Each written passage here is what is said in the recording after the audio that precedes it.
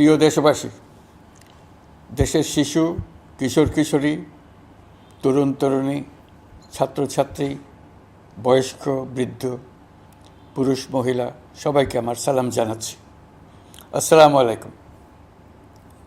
বক্তব্যের শুরুতে আমি গভীর শ্রদ্ধা জানাচ্ছি জুলাই আগস্ট মাসে ফ্যাসিবাদের বিরুদ্ধে ছাত্র শ্রমিক জনতার অভ্যুত্থানে নিহত সকল শহীদের প্রতি। আমি আরও স্মরণ করছি তাদের যারা ফ্যাসিবাদী শক্তির প্রাণঘাতী অস্ত্রের সামনে হিমালয়ের মতো দাঁড়িয়ে অন্যায়ের প্রতিবাদ করে মৃত্যুকে আলিঙ্গন করেছে, আহত হয়েছে, পঙ্গুত্ব বরণ করেছে, হারিয়েছে তাদের চোখের দৃষ্টি।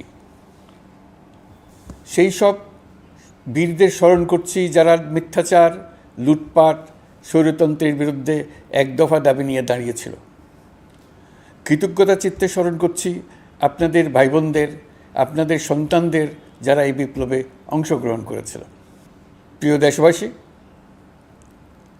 আমি আগেও জানিয়েছি, আবারও জানাচ্ছি, গণ অভ্যুত্থানে সকল শহীদের পরিবারকে পুনর্বাসন করা হবে। সকল আহত শিক্ষার্থী, শ্রমিক, জনতার চিকিৎসার সম্পূর্ণ ব্যয় সরকার বহন করবে। আহতদের দীর্ঘমেয়াদী এবং ব্যয়বহুল চিকিৎসা এবং শহীদদের পরিবারের দেখাশোনার জন্য স্বাস্থ্য মন্ত্রণালয়ের নেতৃত্বে একটি পূর্ণাঙ্গ তালিকা প্রস্তুত করা হয়েছে। এখন এই নতুন তথ্য পাওয়ার ভিত্তিতে এই তালিকা হালনাগাদ করা হতে থাকবে। গণ অভ্যুত্থানের শহীদদের স্মৃতি ধরে রাখতে সরকার তার যাত্রা লগ্নে জুলাই গণহত্যা স্মৃতি ফাউন্ডেশন নামে একটি ফাউন্ডেশন প্রতিষ্ঠার উদ্যোগ নেয়। এখন সেই ফাউন্ডেশন তৈরি হয়েছে। সকল শহীদ পরিবার এবং আহতদের সর্বোত্তম চিকিৎসা সহ তাদের পরিবারের সম্পূর্ণ দায়িত্ব এই ফাউন্ডেশন গ্রহণ করছে। এই ফাউন্ডেশনে দান করার জন্য দেশের সকল মানুষ এবং বিদেশে অবস্থানরত বাংলাদেশিদের আমরা আহ্বান জানাচ্ছি। গত মাসে কুমিল্লা, নোয়াখালী, সিলেট অঞ্চলে আকস্মিক বন্যা এসব এলাকার মানুষকে হতভম্ব করে দিয়েছে। এখানে বেশিরভাগ এলাকায় কোনো দিন বন্যা হয়নি। তারা বন্যা মোকাবেলা করে অভ্যস্ত নন। দেশপ্রেমিক সশস্ত্র বাহিনী তাৎক্ষণিকভাবে বন্যা আক্রান্ত সবাইকে রক্ষার জন্য এগিয়ে আসে। সেনা, নৌ এবং বিমান বাহিনী পরস্পরের সঙ্গে সমন্বয় করে একযোগে কাজে নেমে পড়ার ফলে মানুষের দুর্ভোগ কম হয়েছে। এর পরপরই এনজিও এবং সাধারণ মানুষ দেশের সকল অঞ্চল থেকে দলে দলে এগিয়ে এসছে। আমি বিশেষ করে দেশপ্রেমিক সেনাবাহিনীকে আবারও ধন্যবাদ জানাচ্ছি। দেশের সকল দুর্যোগকালে তারা সবসময় আন্তরিকভাবে এগিয়ে এসছে। বিশেষ করে বন্যা ও শান্তি শৃঙ্খলা রক্ষার কাজে তাদের সৈনিক এবং অফিসাররা দিনের পর দিন যেভাবে দায়িত্ব পালন করেছে তার কোনো তুলনা হয় না। জনজীবনে স্বস্তি ও আত্মবিশ্বাস প্রতিষ্ঠায় তাদের ভূমিকা অনন্য। বাংলাদেশ সশস্ত্র বাহিনীর সকল সদস্যকে আমি ধন্যবাদ জানাই তাদের সততা, ত্যাগ ও অসীম দেশপ্রেমের জন্য। দেশের স্বাধীনতা সংগ্রাম থেকে শুরু করে বন্যা, খরা, ঝড়, বৃষ্টি, ঘূর্ণিঝড়, সকল প্রাকৃতিক দুর্যোগে আপনারা সকলের শেষ ভরসার স্থান। দেশের প্রতিটি ক্রান্তি লগ্নে আপনারা দেশের মানুষের পাশে থেকেছেন। দেশের স্বাধীনতার পক্ষে, সার্বভৌমত্বের পক্ষে অবস্থান নিয়েছেন। দেশ গঠনে আপনারা সবার আগে এগিয়ে এসছেন। বিগত জুলাই হতে শুরু হওয়া গণ অভ্যুত্থান, বন্যা, নিরাপত্তা প্রদান, অস্ত্র উদ্ধার সহ সকল কার্যক্রমে আপনারা সফলভাবে দিনরাত কাজ করে যাচ্ছেন। সরকার ও জনগণের পক্ষ থেকে আমি আপনাদের প্রতি কৃতজ্ঞতা জানাচ্ছি। বন্যা আমাদের জনজীবনে আরেকটি দিক উন্মোচন করল। দেশের সকল জায়গায় মানুষের সক্রিয় সহানুভূতির জোয়ার উঠেছিল অবিশ্বাস্য মাত্রায়।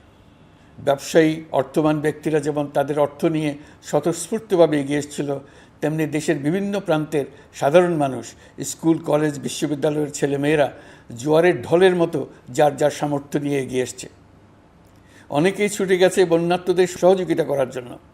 এনজিওরা বিভিন্ন জায়গা থেকে ছুটে গেছে তাদের সহায়তা নিয়ে। তাদের কাজে অনুপ্রাণিত হয়ে আমি এনজিও নেতাদের সঙ্গে বৈঠক করেছি কিভাবে সরকার তাদের কাজের সঙ্গে সরকারের উদ্যোগকে সমন্বিত করতে পারে, সেটার কাঠামো তৈরি করে দেওয়ার জন্য।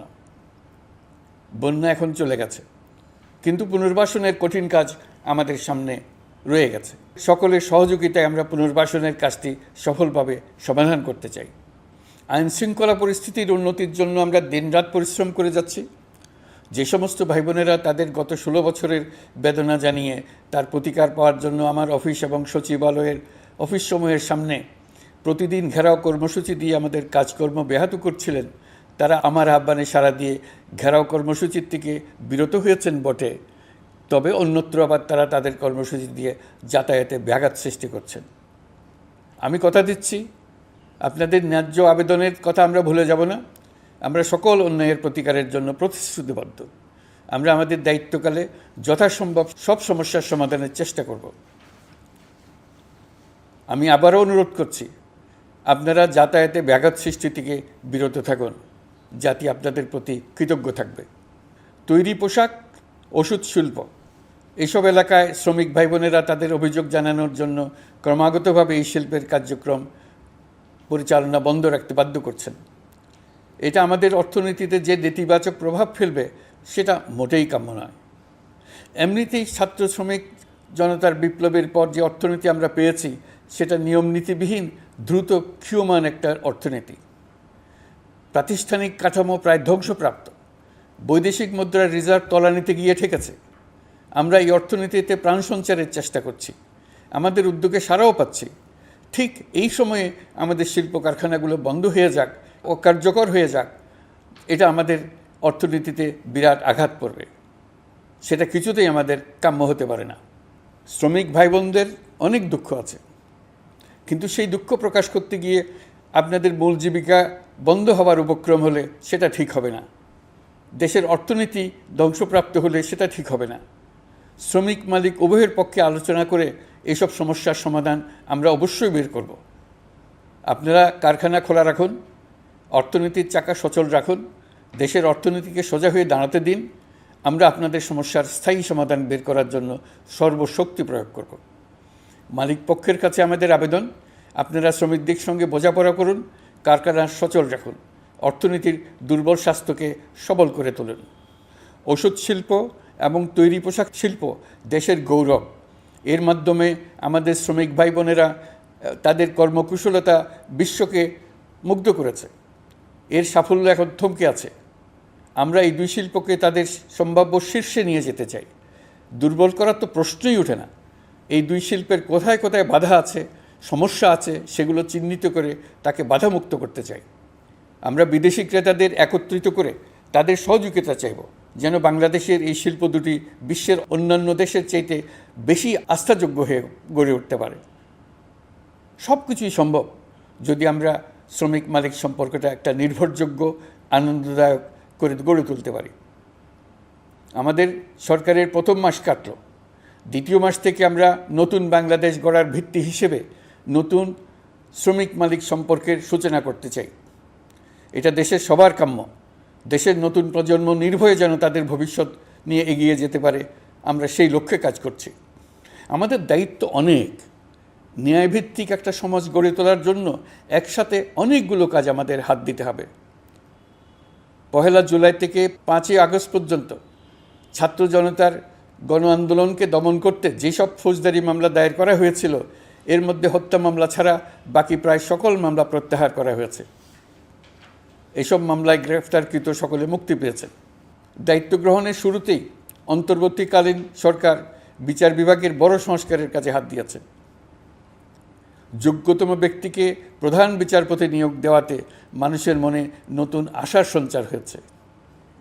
আপিল বিভাগের বিচারপতি নিয়োগ, অ্যাটর্নি জেনারেল নিয়োগ এবং অন্যান্য নিয়োগগুলি অতি গুরুত্বপূর্ণ নিয়োগ, যেগুলো সবকটাই সম্পন্ন হয়েছে। সন্ত্রাস দমন আইন ও ডিজিটাল সাইবার নিরাপত্তা আইনে দায়েরকৃত মিথ্যা হয়রানিমূলক মামলাগুলো প্রত্যাহার করা হচ্ছে। সাইবার নিরাপত্তা আইন সহ বাংলাদেশে বিদ্যমান সকল কালো আইনের তালিকা করা হয়েছে। অতি সত্বর এই সকল কালো আইন বাতিল ও প্রযোজ্য ক্ষেত্রে সংশোধন করা হবে। সাংবাদিক সাগর রনি হত্যাকাণ্ড সহ বহুল আলোচিত 5টি হত্যাকাণ্ডের তদন্ত ও বিচার অগ্রাধিকার ভিত্তিতে ও দ্রুততম সময়ে নিষ্পত্তির জন্য সহায়তা প্রদান করা হচ্ছে। সম্প্রতি আমরা বলপূর্বক গুম থেকে সকল ব্যক্তির সুরক্ষার জন্য আন্তর্জাতিক কনভেনশনের সনদে স্বাক্ষর করেছি। ফলে স্বৈরাচার দ্বারা প্রতিষ্ঠিত গুম সংস্কৃতির সমাপ্তি ঘটানোর জন্য আন্তর্জাতিকভাবে আমরা প্রতিজ্ঞাবদ্ধ হলাম। এছাড়া আমরা ফেসিবাদ শাসনের 15 বছরে গুমের প্রতিটি ঘটনা তদন্ত করার জন্য পৃথক একটা কমিশন গঠন করছি। যেসব পরিবার তাদের নিখোঁজ পিতা, স্বামী, পুত্র এবং ভাইদের পাওয়ার জন্য বছরের পর বছর যন্ত্রণার সাথে অপেক্ষা করছেন, আমরা আপনাদের বেদনায় সমব্যথী। আয়নাঘরগুলো বন্ধ করে দেওয়া হয়েছে এবং সেই সাথে বের হয়ে আসছে ফ্যাসিস্ট হাসিনা সরকারের গুমের শিকার ভাই বোনদের কষ্ট ও যন্ত্রণা গাথা। আমাদের তরুণ প্রজন্মের ভবিষ্যৎ যেন উজ্জ্বল হয়, সেটা নিশ্চিত করতে শিক্ষা ব্যবস্থার দিকে আমাদের পূর্ণ নজর রয়েছে। ইতোমধ্যে প্রথম শ্রেণী থেকে দ্বাদশ শ্রেণী পর্যন্ত বর্তমানের ত্রুটিপূর্ণ শিক্ষাক্রম পরিবর্তন করা হয়েছে। বই সংশোধন ও পরিমার্জনের কাজ শেষ পর্যায়ে আছে। এই সংস্কারের কাজ অব্যাহত থাকবে। বিশ্ববিদ্যালয়সমূহের উচ্চ প্রশাসনিক পদগুলো পূরণ করে শিক্ষা কার্যক্রম স্বাভাবিক করার কাজ দ্রুত গতিতে এগিয়ে চলেছে। বেসরকারি শিক্ষা প্রতিষ্ঠানগুলোর পরিচালনা বোর্ডে দখলদারিত্বের রাজনীতি বন্ধ করার ব্যবস্থাও নেওয়া হয়েছে। আপনারা নিশ্চয় লক্ষ্য করেছেন, আমাদের প্রথম মাসে দেশের প্রায় সকল বিশ্ববিদ্যালয়ের উপাচার্য এবং উপাচার্য মহোদয়গণ পদত্যাগ করেছেন। উচ্চশিক্ষার ক্ষেত্রে এটা বিরাট শূন্যতার সৃষ্টি করেছে। প্রথম মাসে আমরা ক্রমাগতভাবে প্রতিটি বিশ্ববিদ্যালয়ে সবার কাছে গ্রহণযোগ্য এমন উপাচার্য এবং উপাচার্য নিয়োগ দেওয়ার কাজ শুরু করেছে। এর ফলে সকল সরকারি এবং বেসরকারি বিশ্ববিদ্যালয়গুলোতে নতুন উদ্যমে কাজ শুরু করার পরিবেশ সৃষ্টি হয়েছে। সংবাদ মাধ্যম ও মত প্রকাশের পূর্ণ স্বাধীনতা ইতিমধ্যে নিশ্চিত করা হয়েছে। আমরা সবাইকে বলে দিয়েছি, আপনারা মন খুলে আমাদের সমালোচনা করুন, আমরা সবার মতামতের প্রতি শ্রদ্ধাশীল। মিডিয়া যাতে কোনো রকম বাধা বিপত্তি ছাড়া নির্বিঘ্নে তাদের কাজ করতে পারে, সেজন্য একটা মিডিয়া কমিশন গঠন করা সরকারের সক্রিয় বিবেচনাধীন। আরও যেসব কমিশন সরকার সহ অন্য সবাইকে জবাবদিহিতার আওতায় আনতে পারে, আমরা তাদের পুনর্গঠন ও সংস্কারের উদ্যোগ নিয়েছি, যাতে তারা আরও শক্তিশালী হয়, জনকল্যাণে কাজ করে। দায়িত্ব গ্রহণের পর বিভিন্ন দেশের সরকার প্রধান টেলিফোনে এবং শুভেচ্ছা বার্তা পাঠিয়ে আমাকে অভিনন্দন জানিয়েছেন। বিভিন্ন দেশের রাষ্ট্রদূত এবং হাই কমিশনারবৃন্দ আমার সাথে সাক্ষাৎ করে দ্বিপাক্ষিক সহযোগিতা বৃদ্ধির আশ্বাস দিয়েছেন। আমার অনুরোধে সংযুক্ত আরব আমিরাতের 57 জন বাংলাদেশি যারা ফ্যাসিবাদ বিরোধী বিক্ষোভে অংশগ্রহণ করা বিভিন্ন মেয়াদে কারাদণ্ডে দণ্ডিত হয়েছিলেন, তাদের সাধারণ ক্ষমা ঘোষণা করেছেন সে দেশের সরকার। ইতিমধ্যে তাদের কয়েকজন দেশে ফিরে এসেছেন। এই ক্ষমা প্রদর্শন ছিল অতি বিরল একটি ঘটনা। এই জন্য আমি সংযুক্ত আরব আমিরাতের রাষ্ট্রপতি শেখ মোহাম্মদ বিন জায়েদ আল নাহিয়ানকে ধন্যবাদ ও কৃতজ্ঞতা জানিয়েছি আপনাদের সবার পক্ষ থেকে। যে সমস্ত সরকার প্রধানের সঙ্গে আমার টেলিফোনে যোগাযোগ হয়েছে, তাদের মধ্যে রয়েছেন ভারতের প্রধানমন্ত্রী নরেন্দ্র মোদী, পাকিস্তানের প্রধানমন্ত্রী শাহবাজ শরীফ। আমরা ভারত এবং অন্যান্য প্রতিবেশী রাষ্ট্রসমূহের সঙ্গে সুসম্পর্ক চাই, তবে সেই সম্পর্ক হতে হবে ন্যায্যতা এবং সমতার ভিত্তিতে। ভারতের সাথে আমরা ইতিমধ্যে বন্যা মোকাবেলায় উচ্চ পর্যায়ে দ্বিপাক্ষিক সহযোগিতার আলোচনা শুরু করেছি। দক্ষিণ এশিয়ায় আঞ্চলিক সহযোগিতা বৃদ্ধির লক্ষ্যে আমি সার্ক রাষ্ট্রগোষ্ঠী পুনর্জীবিত করার উদ্যোগ নিয়েছি। আমরা চাই আমাদের দেশ যেন একটি গণতান্ত্রিক দেশ হিসেবে বিশ্বের কাছে সম্মানের সাথে পরিচিত হয়। দেশের পরিকল্পনা যেন দেশের মানুষকেন্দ্রিক হয়, কোনো নেতা বা দলকেন্দ্রিক না হয়। আমরা স্বৈরাচারী হাসিনা সরকারের অহেতুক কোটি কোটি টাকা ব্যয়ের প্রকল্প বাস্তবায়িত হতে দেখেছি, যেগুলো কখনোই দেশের মানুষের জন্য ছিল না, বরং এর সাথে জড়িত ছিল কুৎসিত আমিত্ব এবং বিশাল আকারের চুরি। চলমান এবং প্রস্তাবিত সকল উন্নয়ন প্রকল্পগুলোর যাচাই বাছাই করার কাজ ইতিমধ্যে আমরা শুরু করেছি। প্রকল্প বাস্তবায়নের পর্যায় বিবেচনা করে বাকি কাজে ব্যয়ের সাশ্রয় এমনকি প্রয়োজন মতে তা বাতিল করার কথা বিবেচনা করা হবে। দেশের মানুষকে আর ফাঁকি দেওয়া চলবে না। কর্মসংস্থান তৈরি করবে এমন প্রকল্পগুলোকে আমরা অগ্রাধিকার দেব। লুটপাট ও পাচার হয়ে যাওয়া অর্থ ফিরিয়ে আনার উদ্যোগ আমরা নিয়েছি। আর্থিক খাতে শৃঙ্খলা ফিরিয়ে আনতে একটা ব্যাংকিং কমিশনও গঠন করার উদ্যোগ নেওয়া হয়েছে। বিভিন্ন ব্যাংকের পরিচালনা পরিষদ পুনর্গঠন করা হয়েছে। ব্যাংকিং খাতে এই এক মাসে বিরাট পরিবর্তন এসেছে, আপনারা নিশ্চয়ই সেটা লক্ষ্য করেছেন। আমরা এই খাতে নিয়মনীতি প্রতিষ্ঠা করতে পেরেছি। আরও অনেক কাজ বাকি রয়ে গেছে। প্রথম মাসের কাজ হিসেবে শুধু প্রধান কাজগুলো করেছে, তার সঙ্গে রয়েছে আরও অনেক পরবর্তী কাজ। ফ্যাসিবাদী সরকার লুটপাট করার জন্য নতুন করে 60,000 কোটি টাকা ছাপিয়ে বাজারে ছাড়ার কারণে মুদ্রাস্ফীতির শিকার হয়েছে দেশের মানুষ। এই অতুলনীয় মুদ্রাস্ফীতি নিয়ন্ত্রণ অন্তর্বর্তী সরকারের অন্যতম প্রধান লক্ষ্য। মুদ্রাস্ফীতি নিয়ন্ত্রণের লক্ষ্যে পলিসি সুদের হার বৃদ্ধি করে 9% উন্নীত করা হয়েছে। মূল্যস্ফীতি থেকে সাধারণ মানুষকে সুরক্ষা দেওয়ার উদ্দেশ্যে ওএমএস খাদ্যবান্ধব কর্মসূচি সহ সুলভ মূল্যে প্রান্তিক মানুষের কাছে নিত্য প্রয়োজনীয় দ্রব্য সরবরাহ চলমান রাখা হয়েছে। মূল্যস্ফীতি মোকাবেলায় চলতি অর্থ বছরে চাল ও গম আমদানির জন্য 5,800 কোটি টাকা, আভ্যন্তরীণ সংগ্রহের জন্য 8,900 কোটি টাকা এবং খাদ্য ভর্তুকির 3টি প্রোগ্রামের জন্য 7,360 কোটি টাকা বরাদ্দ রাখা হয়েছে। বিভিন্ন স্টেক হোল্ডারের সাথে সভা করে মূল্যস্ফীতি নিয়ন্ত্রণের করণীয়সমূহ চিহ্নিত করা হয়েছে। পরিচালন ও উন্নয়ন ব্যয় যৌক্তিক পরিমাণে হ্রাস করার জন্য কার্যক্রম গ্রহণ করা হয়েছে।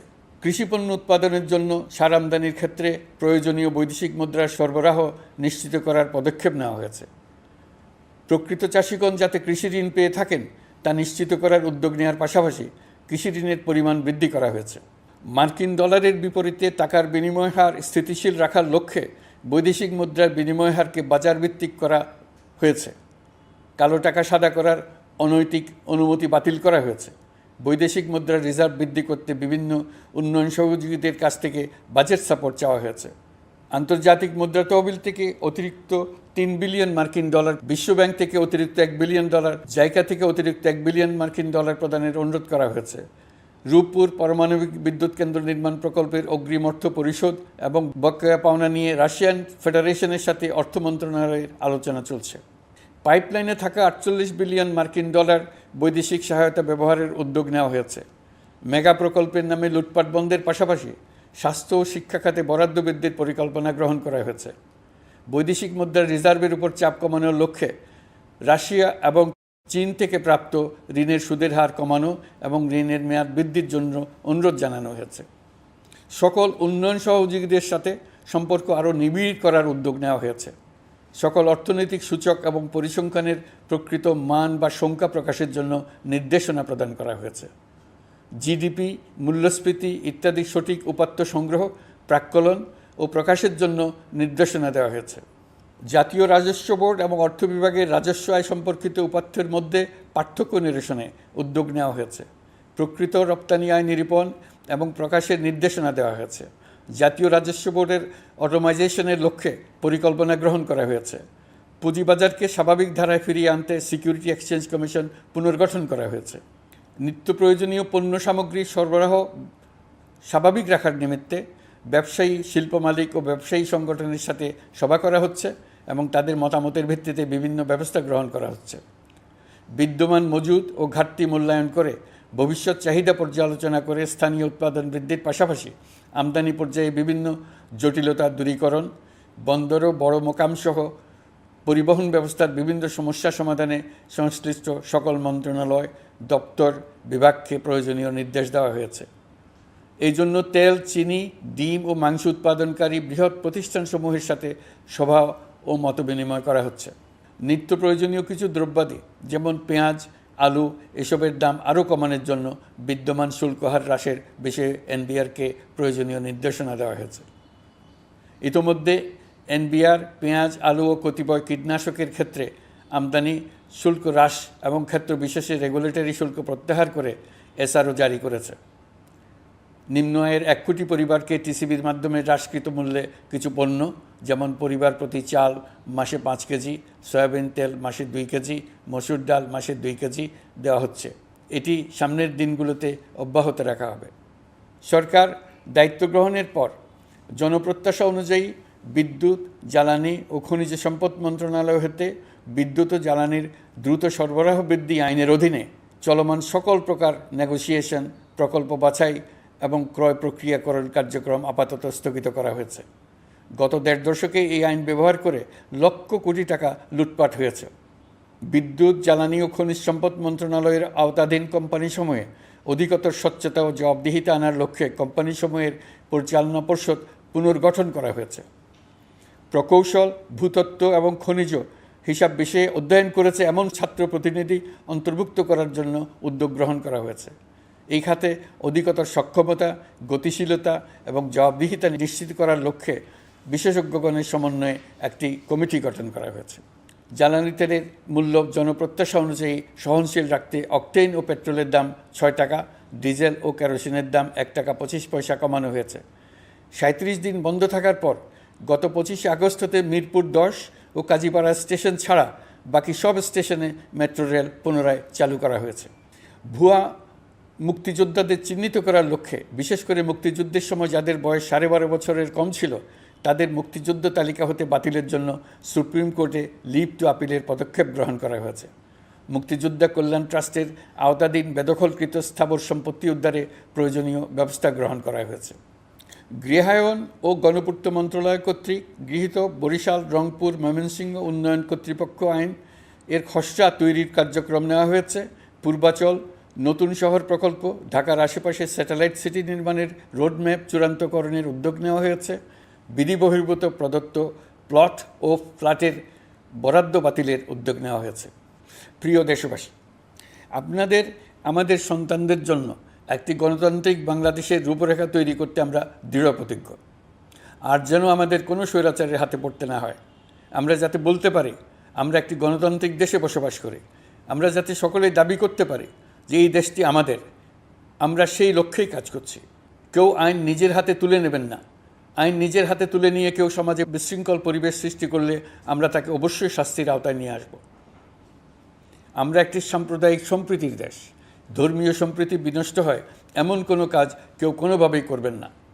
অতীতে শুধুমাত্র আওয়ামী মতাদর্শী না হওয়ার কারণে ২৮তম থেকে ৪২তম বিসিএস পর্যন্ত বিপিএসসি কর্তৃক সুপারিশকৃত অনেক প্রার্থী নিয়োগ বঞ্চিত হয়েছেন।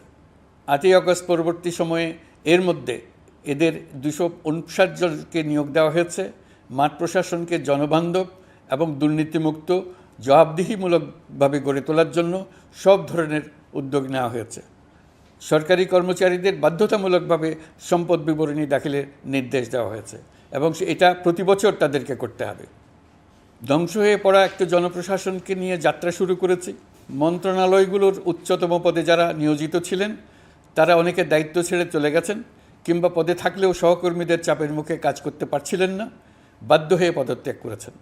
আর যারা ১৬ বছরের স্বৈরাচারী শাসনের আমলে পদত্যাগে বাধ্য হয়েছিলেন কিংবা দায়িত্ববিহীন অবস্থায় একই পদে থেকে বাধ্য হয়েছেন, তাদের সবার কথা বিবেচনা নিয়ে জনপ্রশাসনকে নতুন করে দাঁড় করানোই ছিল আমাদের প্রথম মাসে কঠিনতম সময়। আবার সকল সমস্যার সমাধান করে একটি নতুন জনপ্রশাসন কাঠামো দাঁড় করাতে পেরেছি, এটাই আমাদের প্রথম মাসের সবচাইতে বড় অর্জন। আমার বিশ্বাস এই জনপ্রশাসন জনগণের ইচ্ছা পূরণে সর্বোচ্চ অবদান রাখতে পারবে। অতি স্বল্প জনবল নিয়ে দাপ্তরিক কার্যক্রম শুরু করা হলেও প্রথম দিকে বিভিন্ন মন্ত্রণালয় ও বিভাগ থেকে পাঠানো বিবিধ প্রস্তাব দ্রুত গতিতে এবং আইনগত সমস্ত বাধ্যবাধকতা মেনে সিদ্ধান্ত নেওয়া হয়েছে। গত এক মাসে বিভিন্ন মন্ত্রণালয় ও বিভাগ ১৯৮টি অতি গুরুত্বপূর্ণ বিষয়ে সিদ্ধান্ত নিয়েছে। জনপ্রশাসনের ১৩৫ জন অতিরিক্ত সচিব, ২২৭ জন যুগ্ম সচিব এবং ১২০ জন উপসচিবকে পদোন্নতি প্রদান করা হয়েছে।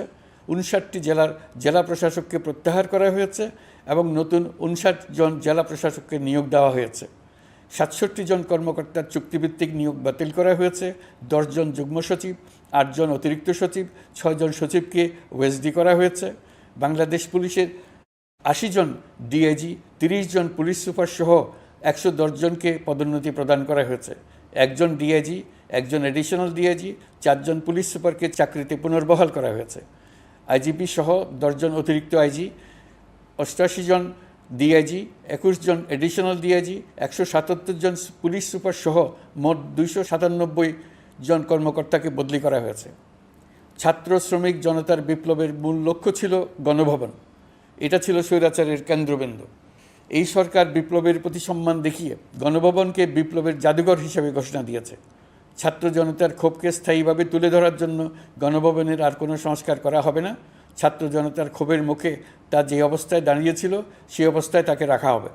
যেসব মূল্যবান সামগ্রী জনতা নিয়ে গিয়েছিল সেগুলো অনেক ফেরত দিয়ে গেছেন। যারা নিয়ে গিয়েছেন তারা নিজেরাই ফেরত দিয়ে গেছেন। তাদের আমরা দেশবাসীর পক্ষ থেকে ধন্যবাদ জানাচ্ছি। আরও কিছু জিনিস পাওয়া যায়নি। যারা নিয়ে গেছেন তাদের কাছে আমাদের অনুরোধ থাকবে তারা যেন এইসব সামগ্রী ফেরত দিয়ে যান। আমরা উল্লেখ করব এইসব বিক্ষুব্ধ জনতা নিয়ে গিয়েছিল কিন্তু বিজয়ের পর তারা আবার জাদুঘরে প্রতি সম্মান দেখিয়ে এগুলো ফেরত দিয়ে গিয়েছেন। আমরা নতুন বাংলাদেশকে একটা পরিবেশ বান্ধব এবং জীববৈচিত্র্যময় দেশ হিসেবে গড়ে তোলার উদ্যোগ নিয়েছি। এটি তরুণদের আকাঙ্ক্ষা, আমাদের সবারই আকাঙ্ক্ষা। সেই লক্ষ্যে আমি প্রথমেই একটি ক্ষুদ্র পদক্ষেপ নিয়েছি। আমার বাসভবন এবং সমগ্র সচিবালয়ে প্লাস্টিকের পানির বোতল ব্যবহার নিষিদ্ধ করেছে। ইতিমধ্যে সুপার শপগুলোতে পলিথিনের শপিং ব্যাগ ব্যবহার বন্ধ করার উদ্যোগ নেওয়া হয়েছে। গত কয়েক দশকে যে পরিমাণ নদী দূষণ হয়েছে, আমরা তা বন্ধ করার উদ্যোগ নিয়েছি। আমরা সংস্কার চাই। আমাদের একান্ত অনুরোধ, আমাদের উপর যে সংস্কারের গুরু দায়িত্ব দিয়েছেন, সেই দায়িত্ব দিয়ে আপনারা দর্শকের গ্যালারিতে চলে যাবেন না। আপনারা আমাদের সঙ্গে থাকুন, আমরা একসঙ্গে সংস্কার করব। এটা আমাদের সবার দায়িত্ব। আপনারা নিজ নিজ জগতে সংস্কার আনুন। একটা জাতির সংস্কার শুধু সরকারের সংস্কার হলে হয় না। আপনি ব্যবসায়ী হলে আপনার ব্যবসায় সংস্কার আনুন। ব্যবসায়ী গোষ্ঠীরা তাদের নিজ নিজ সমিতির মাধ্যমে সংস্কার আনুন। সমিতিতে সংস্কার আনুন। নতুন করে সমিতি গঠনতন্ত্র সংশোধন করুন। আপনি শ্রমিক হলে আপনার ক্ষেত্রে আপনি সংস্কার করুন। আপনি রাজনৈতিক নেতাকর্মী হলে আপনার ক্ষেত্রে সংস্কার করুন। আপনি প্রতিষ্ঠান প্রধান হলে আপনার প্রতিষ্ঠানে সংস্কার আনুন। আমি এটাকে সুযোগ হিসেবে গ্রহণ করার জন্য সবাইকে আহ্বান জানাচ্ছি। এই সংস্কারের মাধ্যমে আমরা জাতি হিসেবে নতুনভাবে যাত্রা শুরু করতে চাই। আমাদের এই যাত্রা আমাদেরকে পৃথিবীর একটা সম্মানিত জাতি হিসেবে প্রতিষ্ঠিত করুক, এটাই আমাদের সবার কাম্য, এটাই আমাদের সবার লক্ষ্য।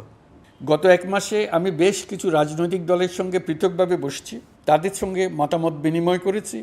তারা আমাদের উৎসাহিত করেছেন, ছাত্র শ্রমিক জনতার বিপ্লবের লক্ষ্যের প্রতি সমর্থন জানিয়েছেন, সংস্কারের কাজে পূর্ণ সহযোগিতার দেওয়ার আশ্বাস দিয়েছেন। আমি দেশের বিশিষ্ট সম্পাদক বৃন্দের সঙ্গে মত বিনিময় করেছি, তারাও সংস্কারের কাজে পূর্ণ সহযোগিতা দেওয়ার আশ্বাস দিয়েছেন। তারা বিভিন্ন বিষয়ে মূল্যবান পরামর্শ দিয়েছেন। সবার পরামর্শ নিয়ে এখন আমাদের অগ্রসর হওয়ার পালা। আমি বিশিষ্ট ব্যবসায়ীদের সঙ্গে বৈঠক করেছি, তাদের কাছে আমাদের সরকারের লক্ষ্যগুলো ব্যাখ্যা করেছি, তারাও আমাদের লক্ষ্যের সঙ্গে একমত প্রকাশ করেছেন।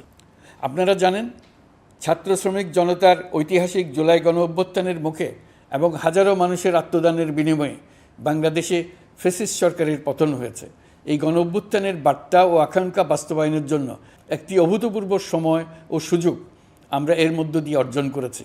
এর বাস্তবায়ন তথা বাংলাদেশের ফ্যাসিজম বা স্বৈরতান্ত্রিক শাসন পুনরাবৃত্তির আশঙ্কা রোধ এবং জনমালিকানা ভিত্তিক কল্যাণমুখী জনস্বার্থে নিবেদিত একটি রাষ্ট্র ব্যবস্থা প্রবর্তনের লক্ষ্যে কিছু জাতীয় ভিত্তিক সংস্কার সম্পন্ন করা জরুরি হয়ে পড়েছে।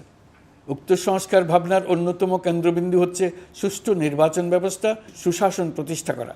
আমরা যেহেতু জনগণের ভোটাধিকার ও জনগণের মালিকানায় বিশ্বাস করি, সেহেতু নির্বাচন ব্যবস্থার উন্নয়নে আমাদের সংস্কার ভাবনায় গুরুত্ব পেয়েছে অধিক। আমরা মনে করি নির্বাচনের নামে সংখ্যাগরিষ্ঠতার একাধিপত্য ও দুঃশাসন মানুষের উপর চাপিয়ে দেওয়া বা এর মাধ্যমে এক ব্যক্তি বা এক পরিবার বা কোনো গোষ্ঠীর কাছে সকল ক্ষমতা কুক্ষিগত করে রাখার কোনো ক্রমেই গ্রহণযোগ্য নয়। এসব আশঙ্কা রোধ করার জন্য নির্বাচনের সাথে সম্পর্কিত নির্বাচন কমিশন সহ অন্যান্য প্রতিষ্ঠানগুলোর সংস্কারের কথা আমরা ভাবছি।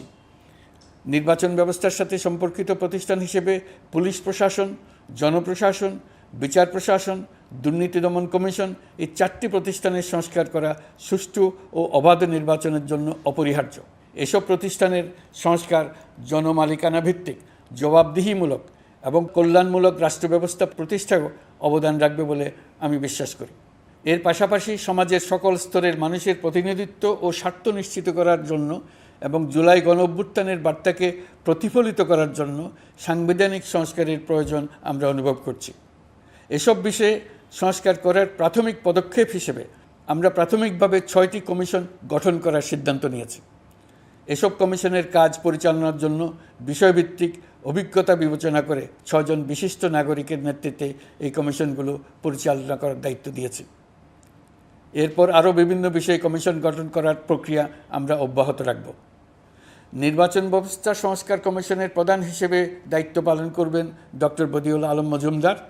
পুলিশ প্রশাসন সংস্কার কমিশনের প্রধান হিসেবে কাজ করবেন জনাব সরফরাজ চৌধুরী। বিচার বিভাগ সংস্কার কমিশনের প্রধান হিসেবে দায়িত্ব পালন করবেন বিচারপতি শাহ আবু নাঈম মমিনুর রহমান। দুর্নীতি দমন সংস্কার কমিশনের প্রধান হিসেবে দায়িত্ব পালন করবেন ডক্টর ইফতেখারুজ্জামান। জনপ্রশাসন সংস্কার কমিশনের প্রধান হিসেবে দায়িত্ব পালন করবেন জনাব আব্দুল মুহিত চৌধুরী। সংবিধান সংস্কার কমিশনের প্রধান হিসেবে দায়িত্ব পালন করবেন ডক্টর শাহদিন মালিক। এসব কমিশনের অন্য সদস্যদের নাম কমিশন প্রধানদের সাথে আলোচনা করে ঠিক করা হবে। কমিশনগুলোর আলোচনা ও পরামর্শ সভায় উপদেষ্টা পরিষদের সদস্য, ছাত্র, শ্রমিক জনতা আন্দোলনের প্রতিনিধি, নাগরিক সমাজ ও রাজনৈতিক দলের প্রতিনিধিরা উপস্থিত থাকবেন। পূর্ণাঙ্গভাবে গঠিত হওয়ার পর কমিশন আনুষ্ঠানিকভাবে তাদের কাজ আগামী 1 অক্টোবর থেকে শুরু করতে পারবে বলে আমি আশা করছি এবং এটি পরবর্তী 3 মাসের মধ্যে সম্পন্ন হবে বলে আমরা ধারণা করছি।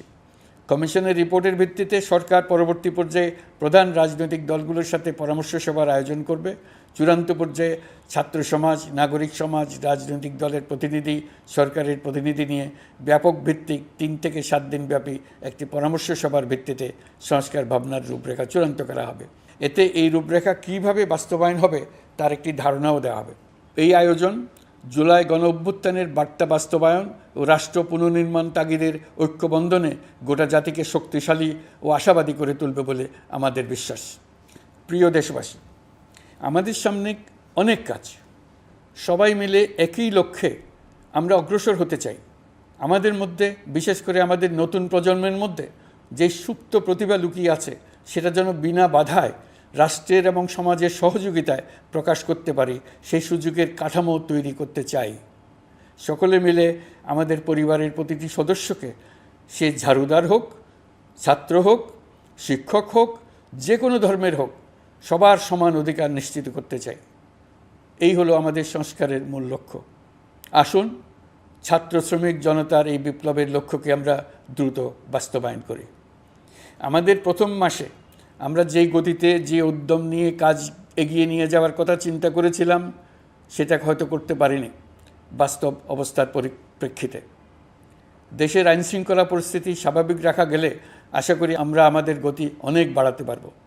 এই জন্য দেশের সকল মানুষের কাছে, শিক্ষক, ছাত্রছাত্রী, কৃষক, শ্রমিক, পেশাজীবী, বড় ব্যবসায়ী, ক্ষুদ্র ব্যবসায়ী, দিনমজুর, গৃহিণী, সকলের সহযোগিতা চেয়েছি। আমাদের কাজ বড় কঠিন, কিন্তু জাতি হিসেবে এবার ব্যর্থ হওয়ার কোনো অবকাশ আমাদের নেই। আমাদেরকে সফল হতেই হবে। এই সাফল্য আপনাদের কারণেই আসবে, আপনার সহযোগিতার কারণেই আসবে। আমাদের কাজ হবে আপনার আমার স্বপ্নকে বাস্তবে রূপায়িত করা। এখন আমরা আমাদের 2য় মাস শুরু করছি। আমাদের 2য় মাসে যেন আপনাদের মনে দৃঢ় আস্থা সৃষ্টি করতে পারি, সেই চেষ্টা করে যাব। ধৈর্য ধরুন, এই কথাটি আমি মোটেই আপনাদের বলবো না। আমরা সবাই অধৈর্য হয়ে পড়েছি। এত সব কাজ কখন যে শেষ হবে এটা চিন্তা করে আমরা অধৈর্য হব, কেন হব না? কিন্তু সঠিকভাবে কাজ করব, কাজে কোনো অধৈর্যের চিহ্ন রাখব না। প্রিয় দেশবাসী, দেশের শিশু, কিশোর কিশোরী, তরুণ তরুণী, ছাত্রছাত্রী, বয়স্ক, বৃদ্ধ, পুরুষ, মহিলা, সবাইকে আবারও আমার সালাম জানাচ্ছি। আসসালামু আলাইকুম।